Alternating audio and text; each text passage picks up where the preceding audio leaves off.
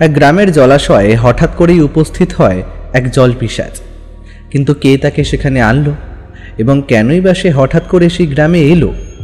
সেই গ্রামের লক্ষ্মী নামের এক নবগৃহবধূর সঙ্গে কি সম্পর্ক সেই পিশাচের? তারানাথকে তার ক্ষমতা বলে পারবে সেই পিশাচকে সেখান থেকে তাড়াতে, নাকি এক এক করে সেই গ্রামের সমস্ত লোকেদের সে টেনে নিয়ে যাবে ওই জলের তলায়? এই সকল প্রশ্নের উত্তর পাবেন আজকের এই গল্পে। নমস্কার শ্রোতা বন্ধুরা, আমাদের এই তন্ত্রহার চ্যানেলে আপনাদের সকলকে স্বাগত। আমাদের আজকের নিবেদন লেখক সুকান্ত দাসের কলমে তারানাথ তান্ত্রিক ফ্যানফিকশন কাল দিঘির পিশাচ। গল্পের সূত্রধার শুভ, গল্প পাঠে পার্থ ও কৌশিক, তারানাথের চরিত্রে RNM অভিষেক, অন্যান্য চরিত্রে রৌনক, প্রান্তিকা, অন্তরা, অভিযান, পার্থ, রূপঙ্কর ও অভিষেক। শুরু হতে চলেছে আজকের গল্প তারানাথ তান্ত্রিক ফ্যানফিকশন কাল দিঘির পিশাচ।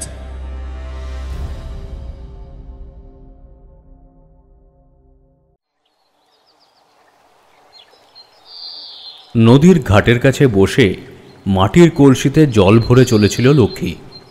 জলের কলসিতে ভকভক শব্দে জল উঠে আসে। প্রতিদিন এভাবেই দুপুরে সে জল ভরতে আসে। জল ভরা হয়ে গেলে কলসিটা একপাশে রেখে স্নান সেরে তারপর আবার সেই কলসির জল ফেলে কলসিতে জল ভরে। লক্ষ্মী এমনটাই করে, কিন্তু অন্য মেয়ে মানুষেরা এমন করে না। তারা স্নান করে কলসিতে জল ভরে। আসলে লক্ষ্মী ছোটবেলা থেকেই এমনটা করে আসছে। সে মনে করে কলসিতে জল ভরে কিছুক্ষণ রেখে দিলে সেটা ঠান্ডা হয়। আর এত যে গরম, এই গরমে নদীর জল যেন ফুটছে। যদিও এইটাকে নদী বলা চলে না, একটা বড় দিঘি, তবে এত বড় যে এপার থেকে ওপার দেখা গেলেও লম্বালম্বিতে দৈর্ঘ্য অনেক দূর পর্যন্ত গিয়েছে। কলসিতে জল ভরবার সময় একটা অদ্ভুত অনুভূতি হচ্ছিল লক্ষ্মীর। তার বারবার মনে হচ্ছিল কলসির ঠিক তলায় যেন কেউ এসে দাঁড়িয়েছে। জলের একপাশে একটা বুদবুদ উঠছিল অনেকক্ষণ ধরেই। জলের তলায় বড় মাছ নড়লে যেমন হয় অনেকটা তেমন, কিন্তু এত বড় বুদবুদ মাছের দ্বারা করা তো সম্ভব নয়। যেন কোনো মানুষ জলের তলায় মাটির উপর ভর করে আস্তে আস্তে এগিয়ে এসেছে তার কলসিটার কাছে। ভয় পেয়ে কলসিটা এক ঝটকায় উপরে তুলতে যেতেই ছিটকে গিয়ে পড়ে মাটির উপর। কলসি ভেঙে খান খান হয়ে যায়। জল ছড়িয়ে পড়ে চারিদিকে। একটু দূরেই গ্রামেরই একজন স্নান করছিল। লক্ষ্মীর কলসিটা ভাঙার শব্দ পেয়ে সে সেই দিকে তাকিয়ে বলল, কি হলো লক্ষ্মীদি? ওভাবে কলসিটা ভাঙলো কি করে? দেখ না, মনে হলো জলের তলা থেকে কলসিটা ঠিক নিচে কে যেন এসে দাঁড়িয়েছে। মেয়েটা হেসে ওঠে। মেয়েটার বয়স অনেক কম। জলে নেমে স্নান করে শরীর ঠান্ডা করছিল। এবার কিন্তু তার হাসিতে চারপাশটা ভরে ওঠে। এ সময় দুপুরে দিঘির আশেপাশে আর কেউ নেই। লক্ষ্মী একবার ভাবে, তাই তো, এমন ব্যাপার হয় কি করে? জলের তলায় যদি কেউ থেকে থাকে তাহলে এতক্ষণ ধরে সে জলের তলায় থাকবে কি করে? তবে দিঘির এ পাড়ে ওই মেয়েটা ছাড়া আর তো কেউ নেই। মেয়েটা কিন্তু হাসতে হাসতে জলের আরেকটু গভীরের দিকে নেমে যায়। লক্ষ্মী জলের কাছে বসে বসে ভাবছে, কলসিটা ভেঙে গেল, এতটা ভয় না পেলেই বোধহয় ভালো হতো। মাঝে মাঝে তো মানুষ অকারণেও ভয় পায়, এটাও হয়তো তেমন কিছু। আমি যে কি করি না, জলের তলায় কে আসবে ওভাবে? ঠিক তখনই হঠাৎ করে জলের মধ্যে স্নান করতে থাকা মেয়েটা চিৎকার করে ওঠে, বলে, লক্ষ্মীদি, জলের তলা থেকে কে যেন আমার পা টেনে ধরলো। লক্ষ্মী চমকে ওঠে। তারও তো এমনটাই মনে হয়েছিল। জলের তলা থেকে কেউ যেন এক্ষুনি উঠে এসে তার হাত টেনে ধরবে। হ্যাঁ, তাড়াতাড়ি পাড়ে উঠে মালতী, তাড়াতাড়ি পাড়ে উঠে। নিজের কলসির মায়া ভুলে গিয়ে লক্ষ্মী এক দৌড়ে ঘাট থেকে খানিকটা পাশের দিকে দাঁড়ালো। মালতী স্নান করছে পাশের ঘাটে। আসলে এখানে লম্বা টানা ঘাটে যে কোনো জায়গা থেকে জল তোলা যায় কিংবা স্নান করা যায়। মালতী কিন্তু প্রাণপণে পাড়ের দিকে সাঁতার কাটছিল, যেন মনে হচ্ছিল কেউ একজন তাকে ধরতে চলেছে। এই ভয়ে সে তাড়াতাড়ি পাড়ের দিকে এগিয়ে আসে। লক্ষ্মীর জায়গায় অন্য কেউ থাকলে হয়তো ব্যাপারটা বেশি গুরুত্ব দিত না। কিন্তু ছোট থেকেই লক্ষ্মী অনেক কিছু দেখে বড় হয়েছে। তার বাড়ির পেছনে জঙ্গলে কতবার একটা কালো কুচকুচে লোককে সে দাঁড়িয়ে থাকতে দেখেছে রাতের বেলায়, অথচ লক্ষ্মী ছাড়া তাকে কেউ দেখে না। মালতী প্রাণপণে সাঁতার কাটছিল। লক্ষ্মী পাড়ের একদম কাছে গিয়ে জলের কাছে নেমে বসল, যাতে মালতী তাড়াতাড়ি এলে তাকে হাত ধরে টেনে তুলতে পারে। কিন্তু শেষ রক্ষা হলো না। মালতী আরো খানিকটা এগিয়ে এসেছে, ঠিক তখনই মনে হলো যেন জলের তলা থেকে কেউ একটা তাকে জলের ভেতরে টেনে ধরল। একবার ডুব দিয়েই মালতী আবার উঠল, কিন্তু তার মাথাটা সম্পূর্ণ বাইরে বেরোলো না। দুহাতে প্রাণপণে সাঁতার কাটতে কাটতে কোনো রকমে মুখে জল ঢুকে থাকা অবস্থায় সে বলল,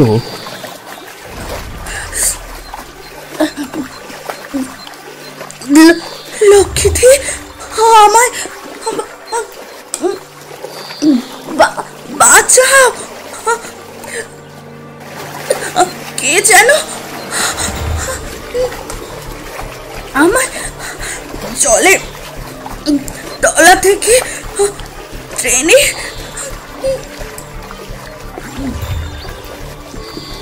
জলের ভেতরে নিয়ে যেতে চাইছে। কে যেন জলের তলা থেকে আমার পা কামড়ে ধরেছে। এবার লক্ষ্মী ভয় পেল। ভয়ে তার শির দাঁড়া বেয়ে যেন একটা ঠান্ডা স্রোত নেমে গেল নিচের দিকে। পা কামড়ে ধরবে কে?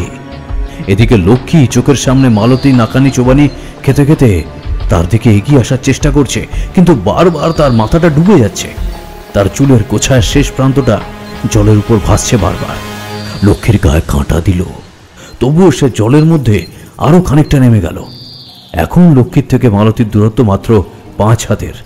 লক্ষ্মী হাত বাড়িয়ে চিৎকার করে বলল, আমার হাতটা ধর, তাড়াতাড়ি সামনে আয়, সামনে আয়। কে কোথায় আছো? বাঁচাও, বাঁচাও, মেয়েটা যে ডুবে গেল। দিঘির পাড়ে কেউ ছিল না, কিন্তু দিঘির পাড় দিয়ে গ্রামের যে রাস্তাটা গেছে তার উল্টো দিকেই একটা চাষের জমি।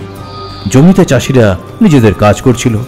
লক্ষ্মীর চিৎকার শুনে ছুটে এলো মাঠের চাষিরা, কিন্তু ততক্ষণে যা হওয়ার হয়ে গেছে। লক্ষ্মী চিৎকার করে ঘাটের জলে এদিক ওদিকে হাতড়ে বেড়াচ্ছিল মালতীকে। কি হয়েছে?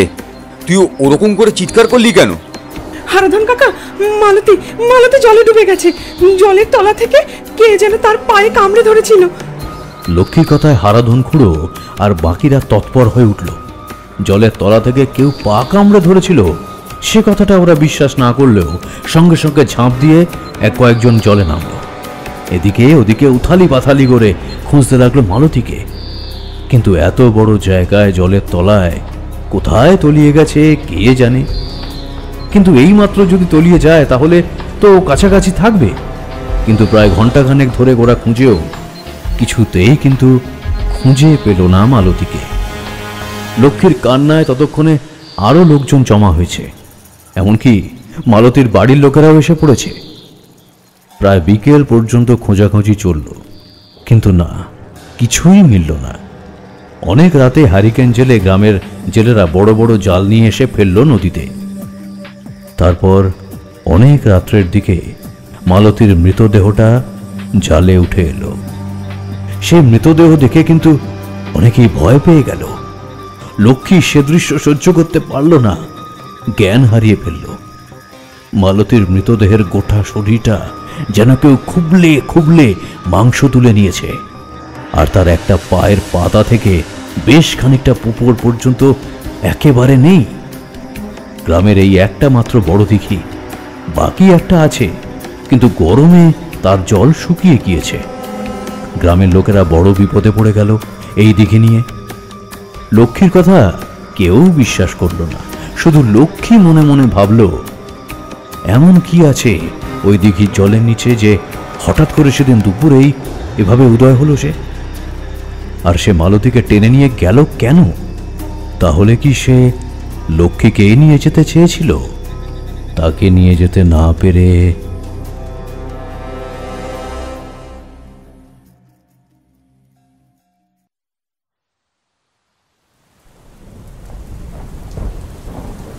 আমরা একসময় গ্রামে ছিলাম।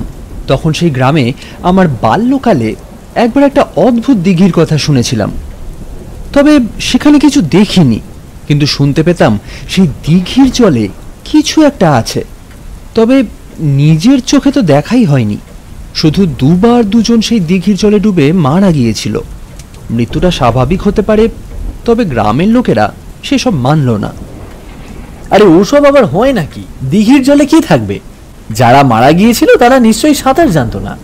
যদিও অনেকদিন আগের কথা ভালোভাবে মনে পড়ে না, তবে যতদূর মনে ছিল ওরা দুজন কিন্তু প্রায় অনেক দুপুরেই সেই দিঘির জলে স্নান করত।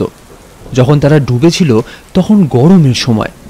যে সারাদিন দিঘির জলে স্নান করছে সে সাঁতার জানে না, এই কথাটা মানতে খুব একটা অসুবিধা হয় না। কিশোরী আর কিছু বলল না। চায়ের কাপের চাটা শেষ করে একবার গলা ঝেড়ে নিয়ে বাইরের দিকে তাকালো। আমি বললাম, বৃষ্টি কমেনি, এই বৃষ্টির মধ্যে বাইরে যাওয়া যায় না, বুঝলে? তুমি ছাতা নিয়ে গেলেও বৃষ্টি গায়ে লাগবেই। তার চেয়ে একটু কমুক, তারপর না হয় ট্রাম ধরবো। মাসের শেষ, এই সময় তুমি ট্রামের কথা বলছো? আমার না হয় সংসার নেই, কিন্তু তোমার তো আছে। আগের মাসে একটা কাজে দুদিনের জন্য শহরের বাইরে যেতে হয়েছিল, তাই আলাদা কিছু টাকা পেয়েছিলাম। তবে সে ব্যাপার নয়, আসলে এমন বৃষ্টির মধ্যে হেঁটে যাওয়াটা ভালো কাজ হবে না। কিশোরী আর কিছু বলল না। আমার কথায় বোধহয় মৌনভাবে সে সম্মতি জানালো। তবে একটু পরেই বৃষ্টি সামান্য কমে এলো। আমরা দেরি না করে বাইরে বেরিয়ে পড়লাম। ছাতা সঙ্গে করে নিয়েছিলাম, কখন বৃষ্টি বাড়ে বলা তো যায় না। ট্রাম রাস্তার কাছে আসতে কিন্তু ট্রাম পেয়ে গেলাম। ট্রামে উঠে কিশোরী বলল, যাই বলো তুমি, এসব কথায় বিশ্বাস করা যায় না। গ্রামের লোকেরা ছোটখাটো অনেক কিছুকে নিয়েই ভয় পায়।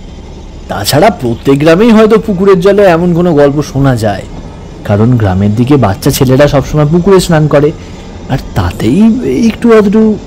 আমি বুঝতে পারছি তুমি কি বলতে চাইছো, তোমার কথাও মিথ্যে নয়, কিন্তু আমি যে দিঘির কথা বলছি সেটা সত্যি। আর যদিও আমি একেবারে নিশ্চিত নই, আমি তো বললাম অনেক ছোটবেলার কথা। তাছাড়া এমনটা তো হতেই পারে, তাই না? আমাদের কিন্তু তারানাথ একবার এরকম কোনো কথা বলেছিল। একবার কেন, দুবার বলেছিল। মনে হয় নিশ্চয়ই কোনো কারণ আছে এরকম ঘটনার পেছনে। তাহলে আজ ঠাকুর মশাইয়ের কাছে একবার এই ব্যাপারে কথা বলবো, তাহলে সব কিছু পরিষ্কার হয়ে যাবে। ঠাকুর মশাইয়ের নিশ্চয়ই এই ব্যাপারে কোনো অভিজ্ঞতা আছে। একটা কথা ভেবে দেখো, তারানাথের কিন্তু সমস্ত ব্যাপারে এই অভিজ্ঞতা আছে, তাই না? মানুষটা এতদিন গ্রামের পথে পথে ঘুরেছে, তন্ত্রচর্চা করেছে, তার অভিজ্ঞতার ভাণ্ডার কিন্তু অনেক বড়। কথা বলতে বলতেই মঠ লেনের কাছে এসে পড়লাম, আর তখনই বৃষ্টিটা ধরে এলো। আমরা তাড়াতাড়ি নেমে দেখি তেলে ভাজার দোকানটা আজ বসেনি। সিগারেট কিশোরীর কাছে ছিল, তাই তার জন্য অপেক্ষা করতে হলো না। তাড়াতাড়ি তারানাথের বাড়ির উঠোনের কাছে এসে দেখি দরজা বন্ধ। কিশোরী দরজায় ধাক্কা দিয়ে গম্ভীর গলায় অদ্ভুতভাবে বলল, বলি, এটা কি তারানাথ তান্ত্রিকের বাড়ি? তারানাথ তান্ত্রিক বাড়িতে আছেন নাকি? মাঝে মাঝে কিশোরী তারানাথের সঙ্গে একটু একটু মশকরা করেই থাকে। তারানাথ তাতে বেশ মজা পায়। কিশোরীর গলা পেয়ে ভেতর থেকে তারানাথ বলে উঠল, যদি হাত দেখাতে এসে থাকো কিংবা কুষ্টি বিচার করতে এসে থাকো, তাহলে এখন সময় হবে না বাপু। আমার দুজন অতিথি এখন আমার বাড়িতে আসবে, পথ দেখো, অন্য সময় এসো। তাহলে দরজা খুলে অতিথিদের আমন্ত্রণ করুন ভেতরে আসার জন্য। এই বৃষ্টির সময় ঘরের বাইরে দাঁড়িয়ে থাকতে তো আর ভালো লাগে না। সঙ্গে সঙ্গে ঘরের দরজা খুলে গেল, আর আমাদের সামনে এসে দাঁড়ালো আমাদের সেই অকৃত্রিম তারানাথ তান্ত্রিক। তার মুখে সামান্য হাসি, মাথা থেকে একটা চুলের গোছা সামনের দিকে এসে পড়েছে, তবে তাতে তার ভ্রুক্ষেপ নেই। মুখটা কেমন যেন, তার মুখটা থেকে হাসিটা বাদ দিলে বোঝা যায় যে ভীষণ চিন্তায় রয়েছে সে। আমি বললাম, কি ব্যাপার, আপনার মুখটা এমন লাগছে কেন, কি হয়েছে? আরে তেমন কিছু নয়, তোমরা ভেতরে এসো। বৃষ্টি আবার শুরু হয়েছে, বৃষ্টির ছাঁট লাগবে। দুদিন আগে মা চারি এসেছিল, শরীরটা ভালো নেই। তাছাড়া খোকারও দিন কয়েক ধরে বেশ জ্বর। জামাই বাবা জীবন তো বাড়িতে থাকতে পারে না, সব সময় মেয়েটাকেই সবকিছু দেখে শুনে রাখতে হয়। তাই হয়তো এমন হয়েছে। শহরে এসেছিল ভালো ডাক্তার দেখাবে বলে, একদিন ছিল আমার কাছে, তারপরে চলে গেল। জামাই বাবা জীবনকে অনেক দিন পরে দেখলাম, তাই সেই সব নিয়ে একটু চিন্তা করছিলাম। কিন্তু এইটুকু ব্যাপারে তো আপনার এত চিন্তা হওয়ার কথা নয়। সত্যি সত্যি কি কিছু হয়েছে ঠাকুরমশাই? দেখুন, যদি কিছু হয়ে থাকে সেটা জানার অধিকার আমাদেরও আছে। যাই বলেন না কেন, আমরা কিন্তু চারিকে যথেষ্ট ভালোবাসি। চারির তেমন কিছু হয়নি, ও শরীর ঠিক হয়ে যাবে। কিন্তু খোকাকে নিয়ে আমার চিন্তা হচ্ছে। খোকার জ্বর সহজে কমছে না। সঙ্গে সঙ্গে কেমন যেন অকারণেই মনে পড়ে গেল একটা কথা। অনেক দিন আগে তারানাথের মুখে একটা গল্প শুনেছিলাম, তারানাথের ছোটবেলার গল্প। সে সময় তারানাথেরও বেশ জ্বর থাকত। একবার তার জ্বর বেশ ভীষণ বড় আকার নিয়েছিল। কথাটা কেন মনে হলো বুঝতে পারলাম না। তারানাথের মুখের হাসিটা কেমন যেন মনে হচ্ছিল। আমরা ঘরে বিছানার একপাশে বসলাম কিছু না বলে। হাত বাড়িয়ে কিশোরী পাসিং শোয়ের প্যাকেটটা তারানাথের হাতে দিল। জানলাটা সামান্য খুলে দিয়ে সিগারেট জ্বালিয়ে দুবার ধোয়া ছেড়ে তারানাথ বলল,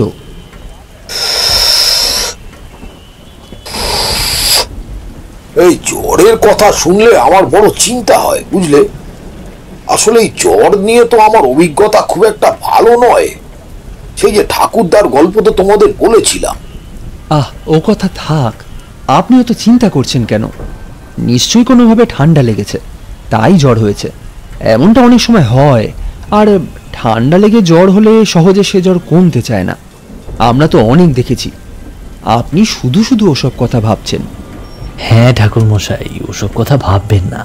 আরে খোকা এখন অনেক ছোট, তাছাড়া এখন এত ডাক্তার হয়েছে, এত ওষুধ হয়েছে, সব ঠিক হয়ে যাবে, চিন্তা করবেন না। কিশোরীও তারানাথকে চিন্তা করতে বারণ করল। আমি বুঝতে পারছিলাম আমার মতো কিশোরী নিজেও একই কথা ভাবছিল, তাই সে বারণ করছিল। তারানাথও একটা দীর্ঘশ্বাস ফেলে বলল, তোমরা ঠিকই বলেছ। তাছাড়া ভাগ্যে যা থাকবে তাই তো হবে, বুঝলে। সে ভাগ্য তো আর বদলানো যায় না। তবে জামাই বাবা জীবন বড় চিন্তায় পড়েছে। ছেলেটা বিদেশে পড়ে থাকে ব্যবসার কাজে। খোকা শরীর খারাপ হওয়ায় সে বড় বিপদে পড়েছে, বুঝলে। তার কাজ দেখার মতো তো কেউ নেই যে সবকিছু ছেড়ে সে বাড়িতে পড়ে থাকবে, তাও সম্ভব নয়। সে যাকে ওসব কথা ছাড়ো। মন খারাপের কথা যত কম বলবো ততই ভালো। তারানাথ সিগারেট শেষ করা পর্যন্ত আমরা কোনো কথা বললাম না। কিশোরী মাঝে মাঝে বেফাস অনেক কথা বলে ফেলে, কিন্তু আজ দেখলাম সে নিজেও চুপ করে আছে। আসলে সত্যি বলতে অনেক দিন হয়ে গেল চারিকে আমরা দেখিনি। চারির কথা মনে পড়লেই সেই ছোট্ট চারি যেন চোখের সামনে ভেসে ওঠে। প্রথম যেদিন কিশোরীর সঙ্গে এসেছিলাম, ঠাকুরমশাই মন খারাপ করে লাভ নেই, তার চেয়ে বরং আমাদের একটা গল্প বলুন, তাহলে দেখবেন আপনার মন ভালো হয়ে যাবে। আমি কিশোরীর কথায় অবাক হয়ে গেলাম। একটু আগেই মনে মনে ভাবছিলাম সে অবস্থাটা বুঝে নিয়ে কোনো কথা বলছে না, আবার সে গল্পের কথা বলল। তবে তারানাথ কিন্তু ক্ষুণ্ণ হলো না, সামান্য হেসে বলল, ঠিকই বলেছ। অন্য কথা বললে মনটা না হয় একটু অন্যদিকে ঘুরবে, তাই অন্য কথা বলো। আজ তোমাদের ইচ্ছেতেই গল্প বলবো। বলো, কি শুনতে চাও? আচ্ছা ঠাকুরমশাই, শুনলাম। আরে তুমি বলো না। আমাদের গ্রামে বাল্যকালে একটা দিঘি ছিল। সেই দিঘিতে পরপর দুজন ডুবে মারা গিয়েছিল। তবে অনেকেই বলেছিল সেটা আসলে কোনো স্বাভাবিক মৃত্যু নয়, এর পেছনে অন্য কিছু রয়েছে। সেই দিঘিতে নাকি কিছু একটা আছে। আচ্ছা, এমনটা হয় নাকি? আপনিও তো এমন গল্প আমাদের আগে বলেছিলেন। এমন ধরনের কোনো অভিজ্ঞতা আপনার আছে? একেই বোধ হয় কাকতালীয় ব্যাপার বলে, বুঝলে। আজ সকালেই একটা কথা আমার মনে পড়ে গেল। আজ সকালে বসে বসে আকাশ পাতাল ভাবছি, তখনই বৃষ্টি এলো। আর বৃষ্টির কথাতেই সেই কথাটা আমার হঠাৎ করে মনে পড়ে গেল। আর তোমরাও আজ সেই কথাই জানতে চাইলে। আচ্ছা, একটু বসো, আমি একটু কথাগুলো ভেবে নিই।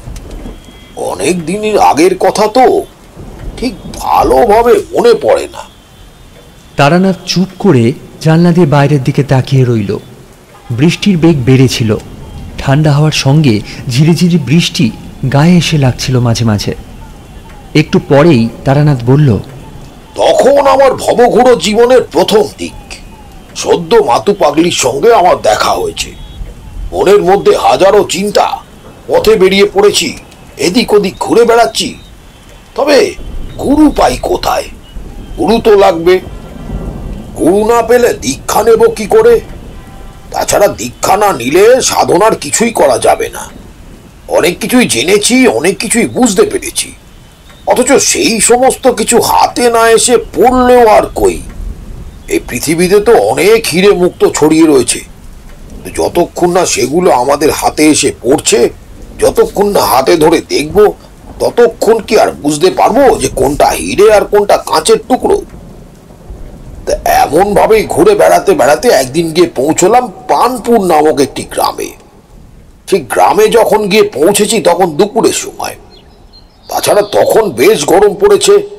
সেবারে গ্রীষ্মকালের কথা আমার মনে থাকবে, কারণ সেবার পাশাপাশি দুটো গ্রামে দেখেছিলাম খরা হতে। রোদের তাপে ধানের জমির ধান মাঠে শুকিয়ে গেছে, সেই ধান আর চাষিরা তুলতে পারেনি। খরার সময় মানুষের যে কি পরিমাণ দুঃখ হয় তা তোমরা বুঝতে পারবে না। সে দুঃখ, সে কষ্ট আমি নিজে চোখে দেখেছি। পানপুরে যখন গিয়ে পৌঁছলাম তখন দুপুরের সময়। রোদে পুড়ে ঘেমে বড্ড ক্লান্ত হয়ে পানপুরের কাছেই ঢুকতেই দেখতে পেলাম একটা জল টলটলে দিঘি। রোদের তাপে দিঘির জল শুকিয়ে যায়, একদম নিচে জল চলে আসে। কিন্তু এই দিঘির জল শুকোয়নি। দিঘির জল যেন আমায় নিজের কাছে ডাকছে। আর সামলাতে পারলাম না, তাড়াতাড়ি গ্রামের পথ ছেড়ে নিচের দিকে নেমে একদম ঝাঁপিয়ে পড়লাম দিঘির জলে। প্রাণপণে দিঘির জলে স্নান করে কখন যে জল খেয়ে ফেলেছি তাও মনে নেই। তখন তো চারদিক আর তোমাদের এখনকার মতো ছিল না যে জল খাওয়া যাবে না। তখন গ্রামের লোকেরা দিঘির জলেই সমস্ত কাজকর্ম করত, এমনকি সেই জলও খেত। তবে তাতেও কোনো সমস্যা হতো না। ভালো করে স্নান সেরে শরীর তৃপ্ত করে পাড়ে উঠে আসছি, এমন সময় দেখি একটু উপরে গ্রামের রাস্তায় একজন দাঁড়িয়ে আছে। তার পরনে খাটো করে পরা ধুতি, গায়ের ওপর ফেলা একটা গামছা। দেখে মনে হলো চাষি হবে, তবে তার দুপায়ে কাদা লেগে শুকিয়ে আছে। আমায় দেখতে পেয়ে একটু কৌতূহলী ভাবেই বলল, কে তুমি? এই গ্রামে তো তোমাকে আগে দেখিনি। কোথা থেকে এসেছো? আগে আমি এই গ্রামে থাকি না, আশেপাশের গ্রামেও থাকি না। আমি বহু দূর থেকে এসেছি, সদ্গুরুর সন্ধান করছি। গুরু পেলে সাধনা করব। সাধনার কথা কিংবা গুরুর কথা সে কিছুই বুঝলো না, তবে এটা বুঝলো যে আমি দূর থেকে এসেছি। তাই বলল, ওই দিঘির জল ভালো নয়। ওই দিঘিতে আমাদের গ্রামের কেউ আর এখন নামে না। যাদের প্রয়োজন দল বেঁধে জল তুলে নিয়ে যায়। এই গরমের সময় দিঘিতে জল টলটল করছে, অথচ এই দিঘিতে কেউ নামে না। তাহলে লোকেরা স্নান করে কোথায়? গ্রামের বাইরের দিকে একটা দিঘি আছে, সেই দিঘিতে জল কম, কিন্তু স্নানের কাজটা হয়ে যায়। খাবার জল এখান থেকেই নেয়, তবে একা একা কেউ এই দিঘির পাড়ে আসে না, কখনোই না। তোমরা তো জানো, প্রথম থেকেই আমার কৌতূহল ছিল অনেক বেশি। ততক্ষণে আমি উপরে উঠে এসেছি। গায়ে জড়িয়ে রাখা ভিজে কাপড়টা দিয়ে গা মুছতে মুছতে বললাম, কিন্তু কেন? কি দোষ করলো এই দিঘিটা? এই দিঘিতে একটা মেয়ে কিছুদিন আগে জলে ডুবে মরেছে। হ্যাঁ, আর শুধু তাই নয়, তোমায় এত কথা বলা যাবে না। তুমি ওই দিঘির পাড়ে বেশিক্ষণ থেকো না, চলে যাও। কথাটা বলে লোকটা হেঁটে চলে গেল গ্রামের দিকে। আমি একটু অবাক হলাম। একবার তাকিয়ে দেখলাম দিঘির জলের দিকে। দিঘির জল দেখে মনে বড্ড শান্তি আসছে। ওপারটা এখান থেকে দেখা যায়, কিন্তু লম্বায় সেই দিঘি অনেক দূর পর্যন্ত বিস্তৃত। সূর্যের আলোয় দিঘির জল যেমন চকচক করছে। মনে মনে ভাবলাম, দিঘির জলে কেউ ডুবে মরেছে। কি কারণে কি জানি, গ্রামের লোক যখন বারণ করছে নিশ্চয়ই কোনো কারণ আছে। তাই সেখানে আর দাঁড়ালাম না, সেখান থেকে উঠে গ্রামের ভিতরের দিকে চলে গেলাম। বড্ড খিদে পেয়েছিল। আগেই বলেছি, তখন আমার ভবঘুরে জীবনের একদম প্রথম দিক। তখন খিদে তেষ্টা সমস্ত কিছু ভালোভাবে জয় করে উঠতে পারি। বাধ্য হয়ে গ্রামের একটা বাড়ির কাছে গিয়ে সে বাড়িতে আশ্রয় চাইলাম। তখন গ্রামের লোকেরা অতিথিকে নারায়ণ বলে মনে করত, তাই সে বাড়ির লোকেরা আমায় বেশ আনন্দের সাথেই জায়গা দিল। দুপুরে খাওয়া দাওয়ার ব্যবস্থা করে দিল। খাওয়া দাওয়া সেরে তাদের বাড়ির দাওয়ার কাছে বসে বিশ্রাম নিচ্ছি। এমন সময় কি মনে হতে সে বাড়ি গৃহস্থকে বললাম, আপনাদের গ্রামের বাইরের দিকে যে দিঘিটা আছে, ওই দিঘিতে কিছু হয়েছে কি? তুমি ওই দিঘির কথা জানলে কি করে? আর ওই দিঘির কাছে যেও না বাবা। তুমি নতুন মানুষ, দুদিনের জন্য গ্রামে এসেছো। ওই দিঘিটা ভালো নয়। ওই দিঘিতে নাকি একজন ডুবে মারা গেছে, কিন্তু আসলে তো অনেকেই এভাবে মারা যায়, সে কথা আমি জানি। কিন্তু যে মারা যায় তার পায়ের পাতার কাছ থেকে পায়ের অর্ধেকটা তো আর কাটা থাকতে পারে না। তার কথা শুনে এবার চমকে উঠলাম। যে ডুবে গেছে তার পায়ের পাতা থেকে পায়ের অর্ধেক কাটা ছিল। আমার মনের কৌতূহলটা বুঝতে পেরেই সে প্রথম থেকে সমস্ত ঘটনা আমায় খুলে বলল। ওই দিঘিতে একটি মেয়ে ডুবে গিয়েছিল। দুপুর থেকে চেষ্টা করে রাত্রের দিকে তার মৃতদেহ খুঁজে পাওয়া যায়। তার গোটা শরীরে আঘাতের চিহ্ন, আর তার একটা পায়ের পাতা থেকে প্রায় পায়ের হাঁটুর নিচ অব্দি পর্যন্ত কাটা। অবাক হয়ে প্রশ্ন করলাম, কিন্তু এমন কাজ করবে কে? তাছাড়া দিঘির জলে কুমির আছে বলে তো মনে হয় না। তুমি ওই দিঘির কথা জানো না। ওই দিঘির সাথে বড় কোনো নদীর সম্পর্কই নেই। ওই দিঘিতে কুমির আসবে কোথা থেকে শুনি? আর যদি কোনোদিন থাকতো তাহলে এতদিনে আমরা তাকে দেখতাম না। আচ্ছা, এতদিন কিছু হয়নি, তাহলে হঠাৎ করে এমন একটা ব্যাপার হলো কেন? মানে আপনি তো বলছেন একজনই মারা গেছে, তাহলে এতদিন কারো কোনো ক্ষতি হলো না কেন? নিশ্চয়ই কিছু একটা হয়েছে, তাই এসব হয়েছে। তবে গ্রামের লোকেরা ওই দিঘির থেকে দূরেই থাকে, তাই আমরা বেশ ভালোই আছি। এসব নিয়ে বেশি না ভাবাই ভালো। কিন্তু আসল কারণ কি সেটা তো জানা দরকার, তাই না? আসল কারণ না জেনে শুধু শুধু দিঘিটাকে পরিত্যক্ত করে দিয়ে কি লাভ হবে? যদি বিপদ থেকে থাকে তাহলে ওই দিঘির জল থেকে উঠে আসতে বেশি সময় নেবে বলে তো মনে হয় না। তাছাড়া আপনাদের খাবার জলও তো ওই দিক থেকে আনতে হয়। যদি আবার কোনো বিপদে। তুমি অবশ্য কথাটা ভালোই বলেছ। তোমার পরনেও তো লাল রঙের কাপড়। তুমি কি সাধনা করো? তুমি কি সাধু? সাধু হবার ইচ্ছেতেই ঘর ছেড়েছি। সঠিক গুরু এখনো পাইনি। গুরু পেলে দীক্ষা নিয়ে সাধনা শুরু করব। কিন্তু আপনাদের গ্রামের এই ব্যাপারটা আমাকে বড়ই অবাক করেছে। আপনারা এত কিছুর পরেও চুপ করে বসে আছেন কি করে? তাহলে আর কি করব বলুন? আমাদের গ্রামের বেশিরভাগ মানুষই চাষাভূষো। আমিও চাষই করি। আমাদের আর সাহস কোথায় বলুন তো, যে দিঘির জলে কোন অপদেবতা না কে লুকিয়ে আছে তার সঙ্গে মোকাবেলা করব। অপদেবতা আর যাই হোক না কেন, সে যখন একবার জেগে উঠেছে তার হাত থেকে মুক্তির একটা উপায় তো থাকবে নিশ্চয়ই। আপনার এবং গ্রামের লোকেদের সেই উপায় খোঁজা প্রয়োজন। লোকটা আর আমার কথা যেন মনে ধরল। বিকেলের দিকে আমায় নিয়ে গ্রামের কয়েকজন মাতব্বরের সঙ্গে সে কথা বলল। সকলেই মনে মনে সেই দিঘিকে ভয় পায়। সকলেই দেখলাম সেই দিঘির সম্পর্কে উদাসীনও থাকতে চায়, কোনো কিছুই করতে চায় না। তাই বললাম, আপনারা হয়তো ভাবছেন এভাবে বিপদ থেকে দূরে থাকা যাবে, কিন্তু মনে করুন গ্রামের কোনো বাচ্চা ছেলে এই সমস্ত বারণ না শুনে সেই দিঘিতে গিয়ে পড়ল, তারপর কি হবে? তার অবস্থাও তো এমনই হবে। তারপর আপনারা আবার যখন নতুন করে কোনো মৃতদেহ খুঁজবেন তখন বললাম না, তুমি তো সব কিছু জানো না। সব কিছু জানলে আর এ কথা বলতে না।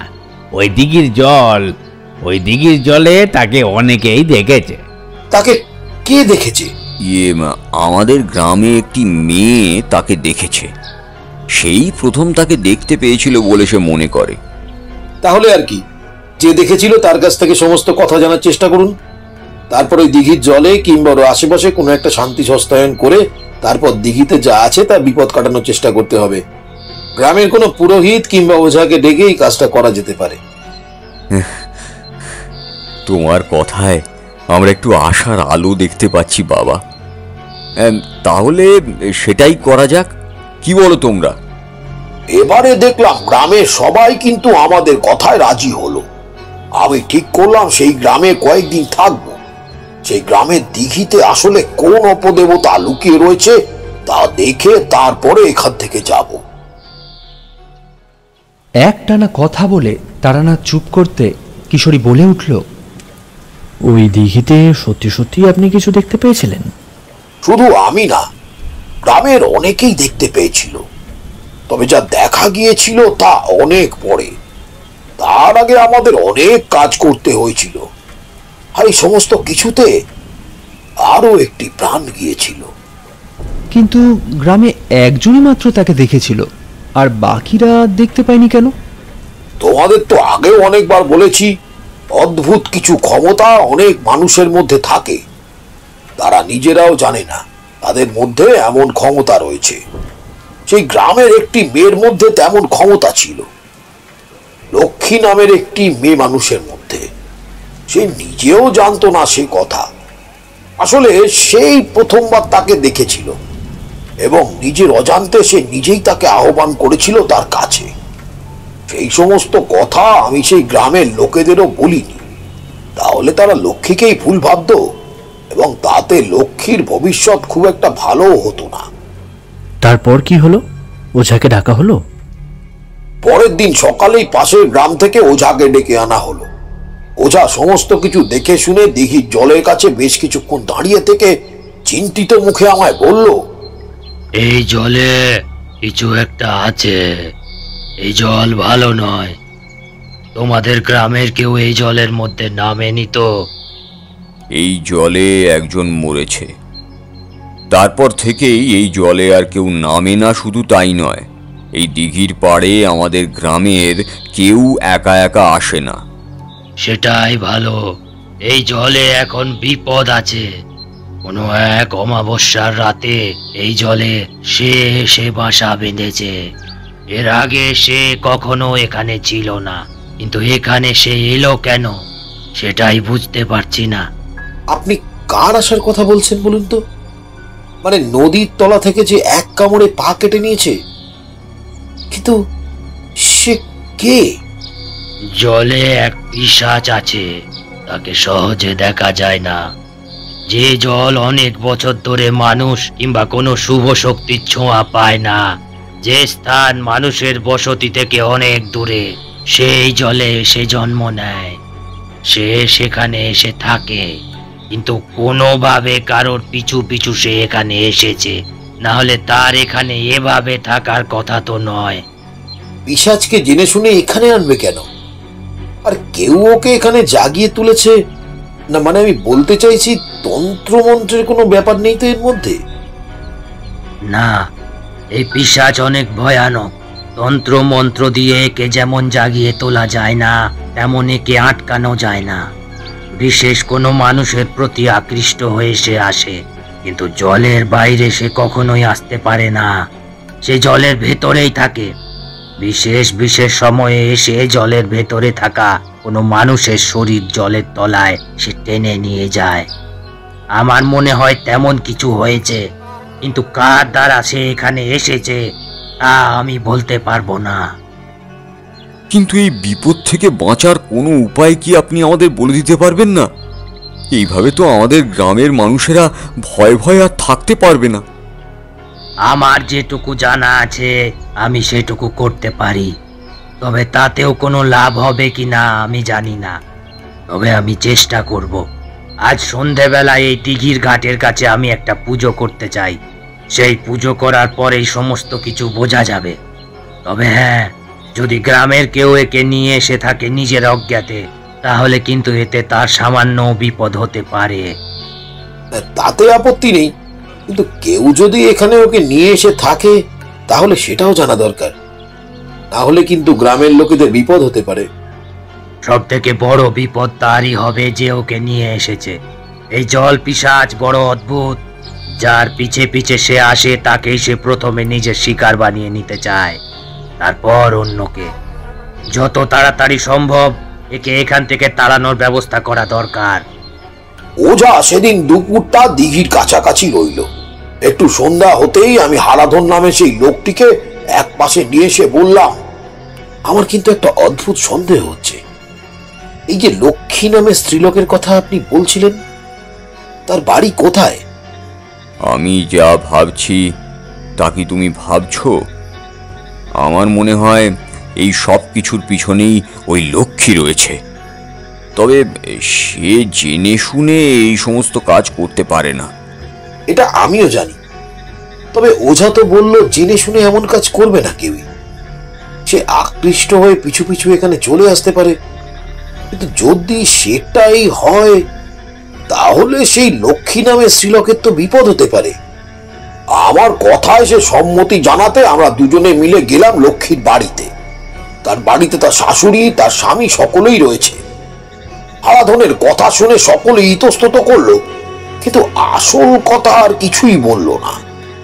সে বলল, ওঝা এসেছে গ্রামে, ওই জলের ধারে কি হয়েছে সেই সব নিয়ে এসে পুজো করতে চায়। লক্ষ্মী তো প্রথম ওখানে কি একটা দেখেছিল, তাই ওকেই একটু নিয়ে যেতে হবে। লক্ষ্মী আপত্তি করলো না, তার স্বামীও আপত্তি করলো না। আপত্তি করলো শুধুমাত্র লক্ষ্মীর শাশুড়ি। একটু গজগজ করতে করতে লক্ষ্মীকে আমাদের সাথে যেতে দিতে চাইলো না। কিন্তু ততক্ষণে অনেক দেরি হয়ে গেছে। যতক্ষণে লক্ষ্মী নামক স্ত্রীলোক মাথায় ঘোমটা দিয়ে আমাদের সঙ্গে বাইরে বেরোলো, আমাদের সঙ্গে ওই লক্ষ্মীর স্বামী ছিল।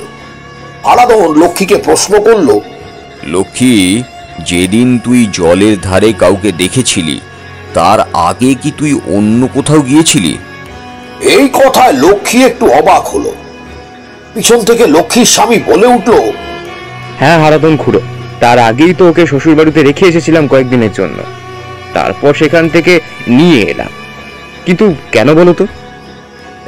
না, তেমন কিছুই না। আসলে তো ও অনেকদিন পরে গ্রামে এসেছে, তারপর কি দেখতে কি দেখে ভয় পেয়েছে। আচ্ছা নরেন, তুই গিয়ে একবার ওই মালতীর মা বাবাকে ডেকে নিয়ে আয় তো, ওদেরও থাকা দরকার। আমরা ওই নদীটার দিকে চললাম। বুঝতে পারলাম এভাবে লক্ষ্মীর স্বামী নরেনকে সরিয়ে দিল হারাধন খুড়ো।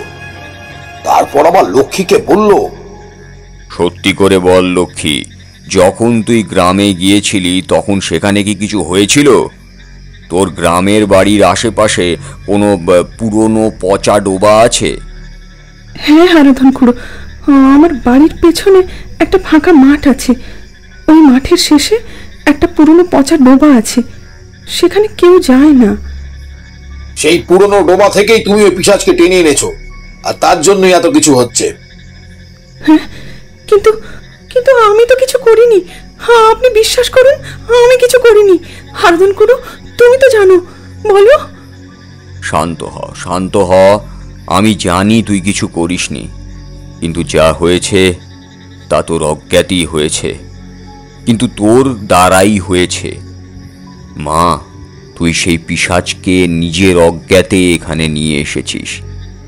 এখন সে ওই দিঘিতে বাসা বেঁধেছে। তুই ছাড়া তাকে কেউ আর ওখান থেকে তাড়াতে পারবে না। ওঝা তো তেমন কথাই বলেছে। আমার ভীষণ ভয় করছে।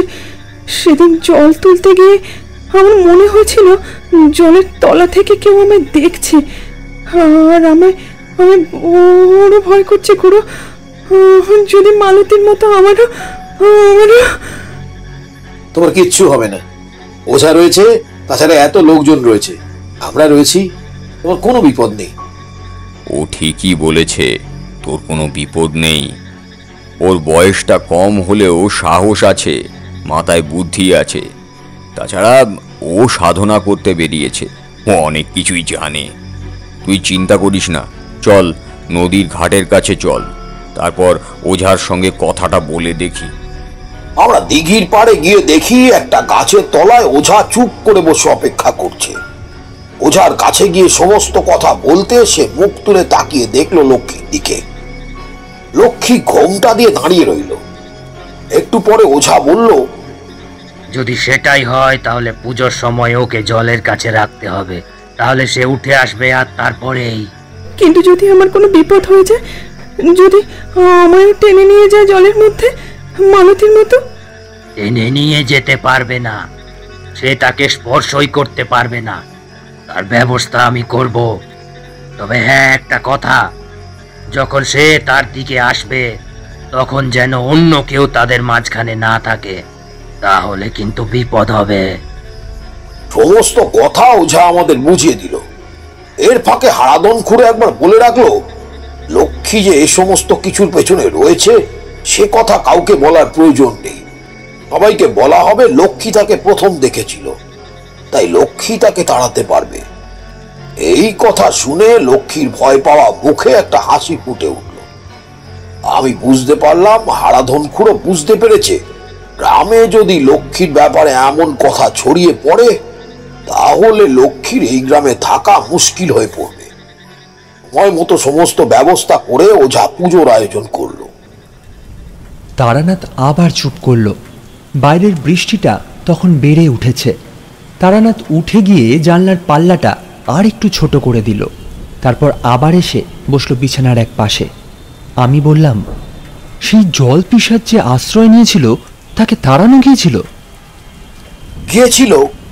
কিন্তু এই সমস্ত কিছুর মধ্যে একটা নির্মম কাণ্ড ঘটে গিয়েছিল, সেটাই তোমাদের বলবো। কিন্তু সে কি আবার কাউকে নিয়ে গিয়েছিল ঠাকুরমশাই?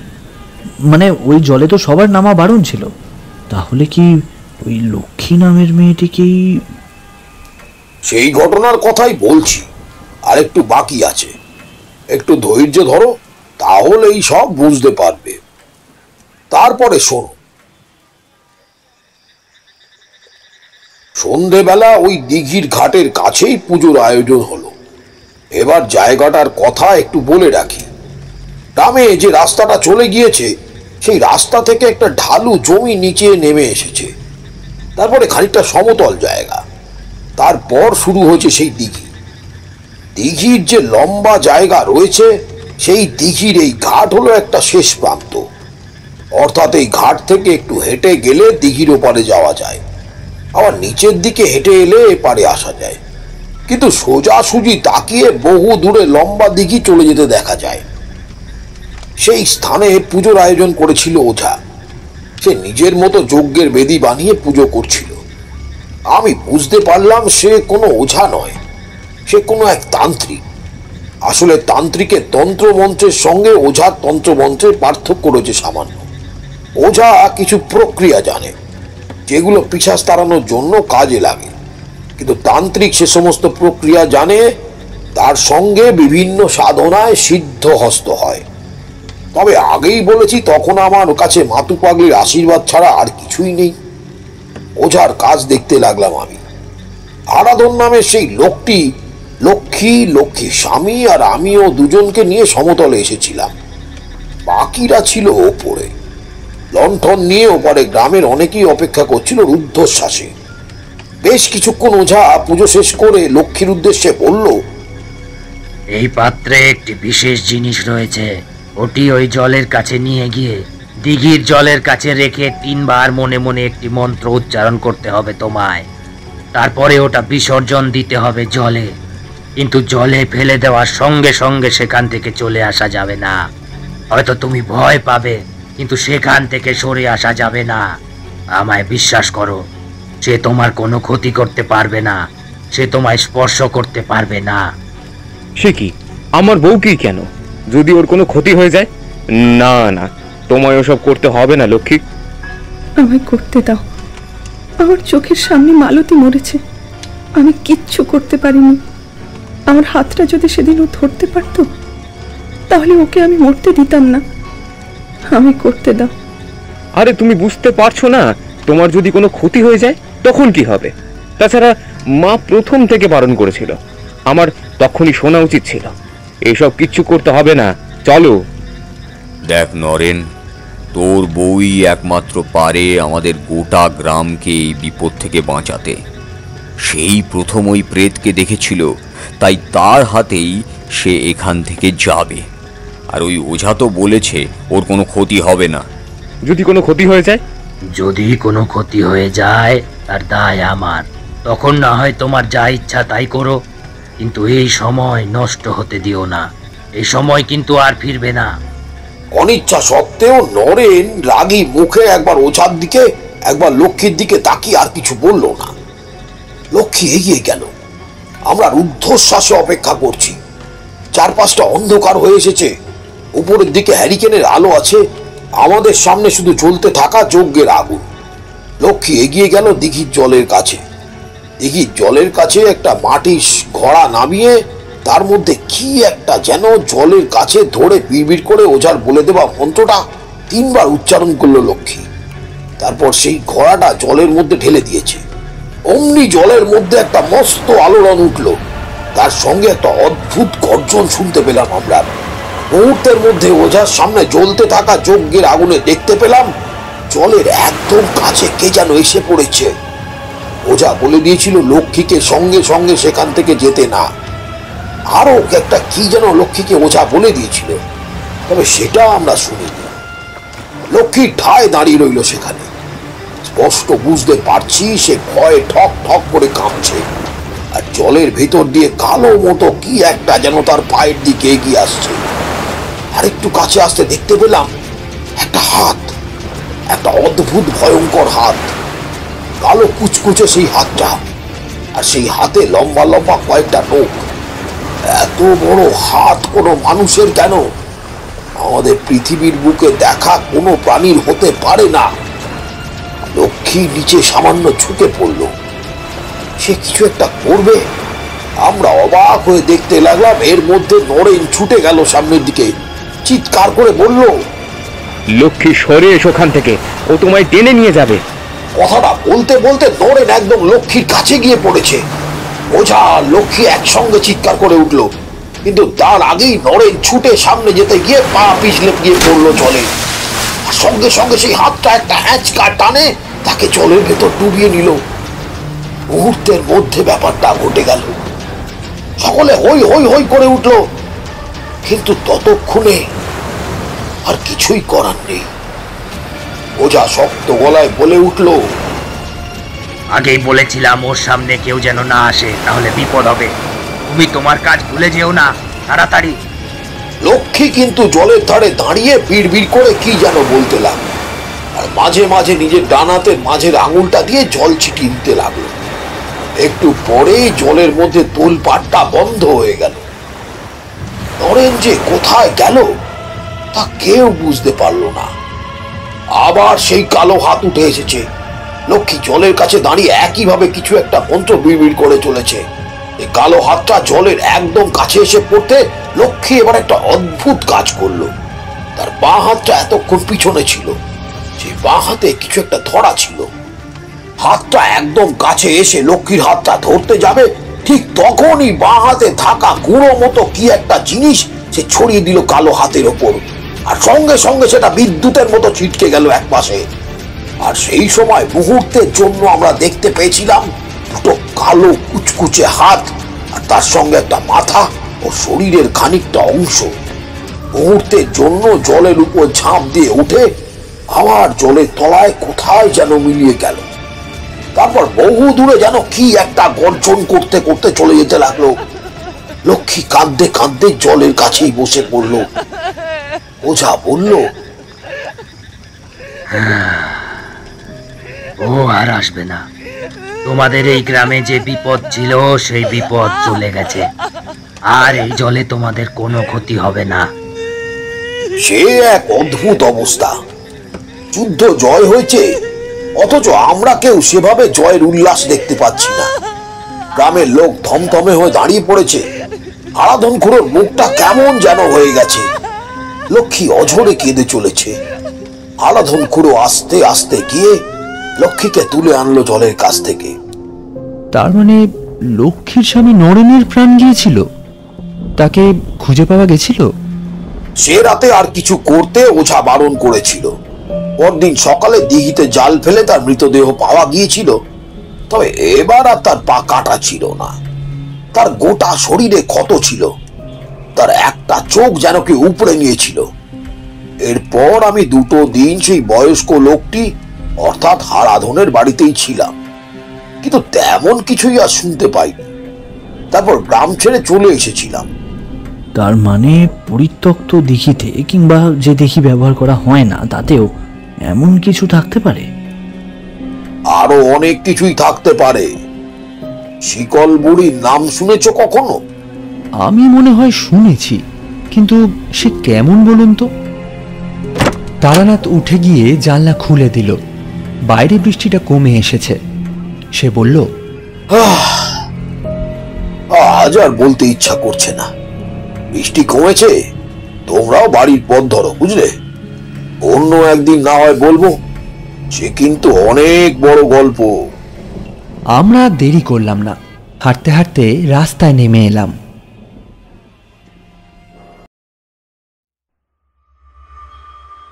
শুনছিলেন লেখক সুকান্ত দাসের কলমে তারানাথ তান্ত্রিক ফ্যানফিকশন কাল দিঘির পিশাচ।